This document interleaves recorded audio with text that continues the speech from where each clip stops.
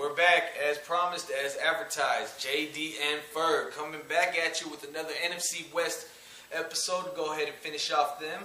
We're going to go ahead and start off with the Seahawks. Offensive ranks right off the top. 23rd in points, getting 20.1 average per game. 28th in total yards at 303. 22nd in passing at 194. And then 21st in rushing yards with 109, which I found hard to believe with the way that Marshawn Lynch ran last year. Yeah. Defensive ranks, 7th in points allowed. That shocked me. 9th in total yards at 332. 11th against the pass at 219. And then 15th against the rush at 112.3. Wow. So their defense performed better than I thought they did, but yeah. I think it was more because of how they played towards the end of the year. They seemed to progress throughout the year. Yeah, they did. The only question that I have is, how do you have a 3-horse race for who is going to be your starting quarterback? You got Tavares Jackson listed in that spot right now, but you paid Matt Flynn a lot of money to go in there and be that guy. But then, in what was it, 4th round, they drafted this guy, Russell Wilson, and now all of a sudden he's in the race also. You're confusing us, and we're probably not the only ones you're confusing. You might be confusing your own roster. Like, who am I going to get a shot if this guy is throwing to me and he's garbage? What happens? So, go ahead, take the floor with that. I don't know what else to say about it. I think Matt Flynn's going to end up getting the job in the end. Overall, this is Pete Carroll's team now. This is how Pete Carroll runs a team. He wants everybody to feel like they've got a shot. Instead of being the coach, the head coach, being definitive. This is what it's going to be, guys. This is what I want. This is what it's going to be. That's the way it's going to be. Him, he's like, oh, come on, guys. You know, let's just all get together. Come on. Run the team, dog. You're the head coach. Jesus. Yeah, I'm not a big fan of Pete Carroll. I think he's going to kill that team. By the looks of it in their draft, he's already started. But anyways, let's get to their touchdown breakdown. They had decent, 15 rushing touchdowns, 15 passing touchdowns, 0 on the punt and kick return, and 5 defensive touchdowns. And all those came at the end, the second half of the season. So it kind of does lead to what you were saying.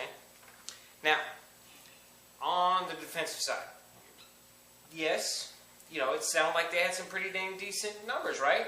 Yeah, I couldn't believe it, man. They got only 33 sacks the whole season long. Great numbers on defense, but how do you only get 33 sacks? Then they gave up 50 sacks. Ouch! They did have a +8 turnover ratio, which isn't bad, but I think that literally came at the end of the season too, where their defense literally went off the chain. They woke up, maybe? Yeah. So, the only one of their draft picks I'm really going to talk about is their #1 pick. Their first round, pick number 15, goes to Bruce Irvin, defensive end. 6'3", 245, West Virginia. The guy, he is a purebred defensive end. He is your true blue pass rusher. This guy, he's going to immediately step in and look like he's been in the NFL for a while. This guy, he is a natural pass rusher. Beautiful. I mean, he's going to do fantastic things. That's all I got to say on their draft. All I got to say is just Bruce Irvin, don't do good against the Niners.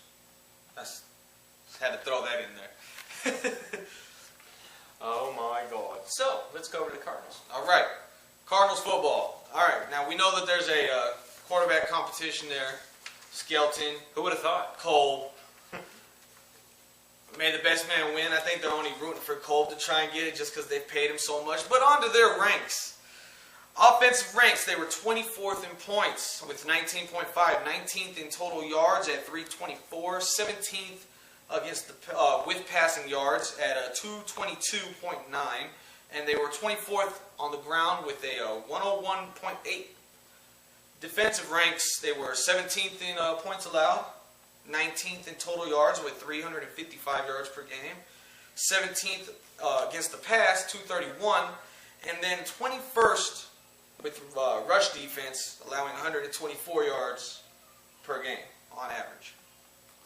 So, back to Colvin Skelton. What do you got?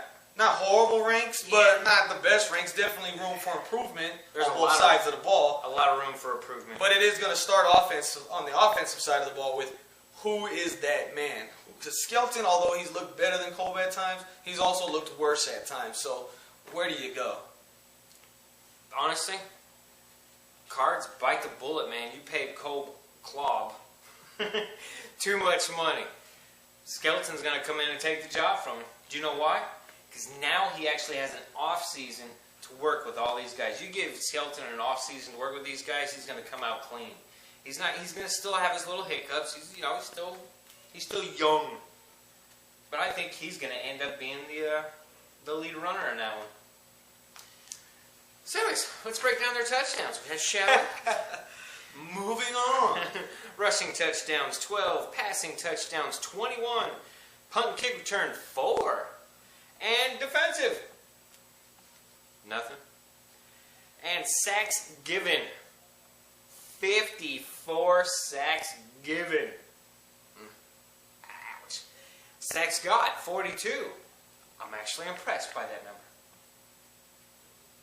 I don't know what to say. I didn't know they got that many, to be frankly honest with you. Yeah. Anyways, turnover ratio. This is not how you play football, ladies and gentlemen. Negative 13. Ooh. Ouch. Now that's got to kill. They did sign Quentin Groves. They also managed to re-sign Stephen Howling and Jay Feely and Early Doucette. Well, Jay Feely they got from the Rams. Anyways. Big whoop. They lost Joey Porter. I don't like that one, man. I think he still got a little left in him. I would have signed him. He's got a little juice left in the tank. Yeah, I liked it. The only one there, I know I'm only mentioning one of each of these guys is, draft picks. I've kind of gone over them a little bit already, but I'm trying to keep it short and sweet. But this one was sweet. He's like their first round pick, 13th pick, Michael Floyd, 6'3", 220 pounds out of Notre Dame. This guy's bad. He's got great hands, great speed. He needs to work on his little hops. He needs to work on his little juke moves. But other than that, this kid's got talent, raw talent. I'm sure Fitzgerald's happy too. Someone to help take some of that pressure off of him. Fitzy's excited. And that might actually help Early Doucette out a little more too. So I agree. It'll open the field. You got more threats. Naturally, it's going to open the field for you. And one thing I did want to say about the Cards, I'm a little depressed on how they've been working this offseason. They still need to, they only needed 4 needs. Outside lineman, wide receiver, linebacker, and safety. They still need a linebacker and a safety. You let a linebacker go. Yeah. Is he possible for rehire? Well, what's wrong with this picture? I mean, you just had your first free agency, your second free agency, your draft,